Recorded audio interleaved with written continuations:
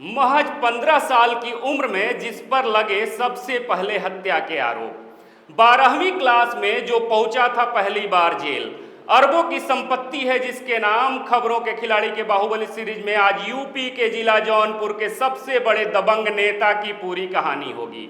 ये सीरीज ऐसे नेता पर आधारित है जो अपराध की दुनिया से निकलकर सफेद पोश बने और ऐसी धाक जमाई कि बन गए सियासत के बाहुबली। मिलिए उत्तर प्रदेश के उस बाहुबली नेताजी से जो मौत के 4 महीने बाद जिंदा वापस लौट आए। अब कहानी सुनने को आप भी हो जाओ तैयार। नमस्कार, मैं विश्वजीत कुमार।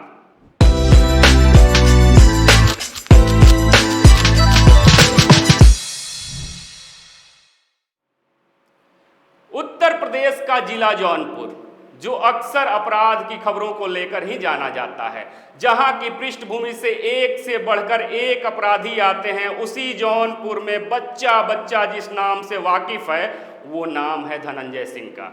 उत्तर प्रदेश की दबंग राजनीति में अपना एक अलग रुतबा रखने वाले धनंजय सिंह का जन्म बेशक जौनपुर में नहीं हुआ है, लेकिन 1990 के बाद धनंजय सिंह का रिश्ता यहां से ऐसा जुड़ा कि कभी काले कारोबार में तो कभी नेताजी के रूप में उनका नाम जौनपुर का पर्यायवाची बन गया।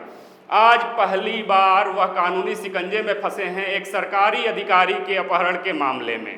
उन पर कार्रवाई भी हो गई है, हालांकि सलाखों के पीछे वह जाते रहे हैं, लेकिन इस बार बतौर सजा याफ्ता वह जेल की दीवारों के पीछे कैद हो गए हैं।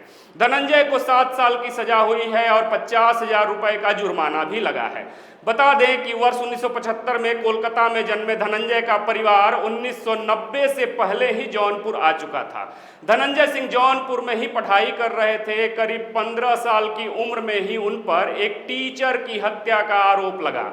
महर्षि विद्या मंदिर स्कूल के एक टीचर गोविंद उनियाल की हत्या में जब 10वीं क्लास के एक छात्र का नाम आता है तो पूरे जौनपुर में सनसनी फैल जाती है। ये नाम था धनंजय सिंह का।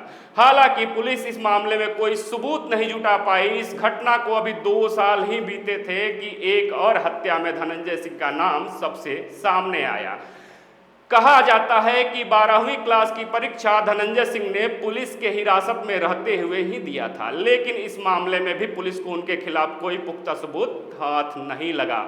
ये 2 घटनाएं तो महज एक शुरुआत थी धनंजय सिंह के जौनपुर के डॉन बनने की। लखनऊ यूनिवर्सिटी में पहुंचने के बाद तो धनंजय सिंह की दबंगई ऐसी बढ़ी कि जौनपुर में लोग उनके नाम से भी कांपने लगे और घबराने लगे। छात्र राजनीति में ही धनंजय सिंह की धूम मच चुकी थी। राजपूत परिवार से आने वाले धनंजय सिंह ने यूनिवर्सिटी में ठाकुरों का एक गुट भी बना लिया था। कहा जाता है कि इसमें धनंजय सिंह के अलावा अपने अपने इलाकों के दबंग अभय सिंह और बाबुल सिंह भी शामिल थे। इस गुट का लखनऊ में अच्छा खासा दबदबा माना जाता था। आए दिन मारपीट, लड़ाई झगड़े जैसे मामले इस गुट के नाम संग जुड़ते जा रहे थे। जैसे जैसे अपराध की फहरिस्त धनंजय सिंह के नाम के साथ जुड़ती रही, वैसे वैसे जौनपुर के डॉन के रूप में धनंजय और भी पावरफुल होते चले गए। अभय सिंह और धनंजय सिंह की दोस्ती उस वक्त काफी मशहूर थी और चर्चा में थी। धीरे धीरे इन दोनों ने रेलवे ठेकेदारी में भी हाथ आजमाना शुरू कर दिया। उस वक्त रेलवे ठेकेदारी में पूर्वांचल के माफिया अजीत सिंह का एक बड़ा नाम हुआ करता था। अजीत सिंह नहीं चाहता था कि कोई और रेलवे ठेकेदारी में आए, लेकिन धनंजय सिंह और अभय सिंह की दोस्ती ने अजीत सिंह को भी पीछे ढकेल दिया और पूर्वांचल में माफिया और रेलवे ठेकेदारी का कारोबार पैसे का जरिया तो होता ही था, साथ ही इसके एक रुतबे की निशानी भी माना जाता था। धीरे धीरे धनंजय सिंह ने अभय सिंह के साथ मिलकर रेलवे ठेकेदारी में पैसा कमाना शुरू कर दिया। वर्ष 1997 तक धनंजय सिंह का गुट बेहद मजबूत बन गया था, लेकिन इसी दौरान लोक निर्माण विभाग के इंजीनियर गोपाल सरल श्रीवास्तव की हत्या में धनंजय सिंह का नाम जुड़ गया। गोपाल सरल की दिन दहाड़े बाइक सवार बदमाशों ने गोली मारकर हत्या कर दी थी। इस हत्या के आरोप के बाद धनंजय सिंह को फरार होना पड़ा। पुलिस ने उनके ऊपर 50,000 रुपए का इनाम भी घोषित कर दिया। इसके पहले भी कई और मामले धनंजय सिंह पर दर्ज हो चुके थे। एक तरफ रेलवे ठेकेदारी से धनंजय सिंह का गैंग जमकर धनुगाही कर रहा था, वहीं दूसरी तरफ धनंजय सिंह पुलिस से बचते फिर रहे थे। ऐसे में उगाही का सारा पैसा उनके दोस्त अभय सिंह के पास आने लगा। इसी बात को लेकर कुछ समय बाद धनंजय सिंह और अभय सिंह में तकरार शुरू हो गई। कॉलेज से शुरू हुई अभय सिंह और धनंजय सिंह की दोस्ती पैसे के बंटवारे को लेकर दुश्मनी में बदल चुकी थी। वर्ष 1998 में धनंजय सिंह के साथ एक ऐसी घटना हुई कि लोगों ने, या फिर यूं कहें कि पुलिस ने, उन्हें मरा हुआ घोषित कर दिया। इंजीनियर गोपाल शरण की हत्या के आरोप के बाद धनंजय सिंह पुलिस से बचते फिर रहे थे। इसी दौरान पुलिस को सूचना मिली कि धनंजय सिंह एक पेट्रोल पंप की लूट को अंजाम देने जा रहे हैं। इस वारदात में पुलिस की पूरी टीम वहां पहुंच गई। दोनों तरफ से गोलियां चली और पुलिस ने दावा किया कि इस एनकाउंटर में मारे गए 4 लोगों में एक माफिया डॉन धनंजय सिंह भी हैं। हत्या की कोशिश, लूटपाट, किडनैपिंग, मारपीट जैसे कई मामले के आरोपी धनंजय सिंह पुलिस की नजरों में मर चुके थे। लेकिन 4 महीने बाद जब एक बार फिर धनंजय सिंह सामने आते हैं तो उत्तर प्रदेश पुलिस के होश उड़ जाते हैं और हाथ पांव फूल जाते हैं। एनकाउंटर को फर्जी पाया गया। इस मामले में कई पुलिस वाले सस्पेंड भी हुए और पुलिस कर्मियों पर केस भी चला। इस मामले के बाद धनंजय सिंह का दबदबा और ज्यादा बढ़ गया। वर्ष 2002 में पहली बार धनंजय सिंह ने चुनाव लड़ने का मन बनाया और चुनाव मैदान में आए। उन्होंने जौनपुर को ही अपनी सीट चुना और निर्दलीय उम्मीदवार के रूप में जीत भी दर्ज की। अब जौनपुर का सबसे बड़ा दबंग सियासी सफर पर निकल चुका था। उनके कई नए दोस्त बने तो कई नए दुश्मन, लेकिन विधायक बनने के चंद महीनों बाद ही उनके एक पुराने दोस्त अभय सिंह से उनका सामना हुआ। अभय सिंह, जो अब उनका दुश्मन बन चुका था, उसने धनंजय सिंह के काफिले पर गोली बरसानी शुरू कर दिया। ये घटना बनारस में टकसाल सिनेमा हॉल के पास की है। इस घटना में धनंजय सिंह के 4 साथी घायल हुए। वर्ष 2007 में एक बार फिर जौनपुर से ही धनंजय सिंह ने चुनाव जीता। इस बार वो निषाद पार्टी से विधायक बने थे, लेकिन अब माफिया डॉन से विधायक बने धनंजय सिंह की नजर दिल्ली की संसद पर थी। धनंजय ने इसी दौरान बसपा का दामन थाम लिया और 2009 लोकसभा चुनाव के लिए जौनपुर से अपना पर्चा भरा।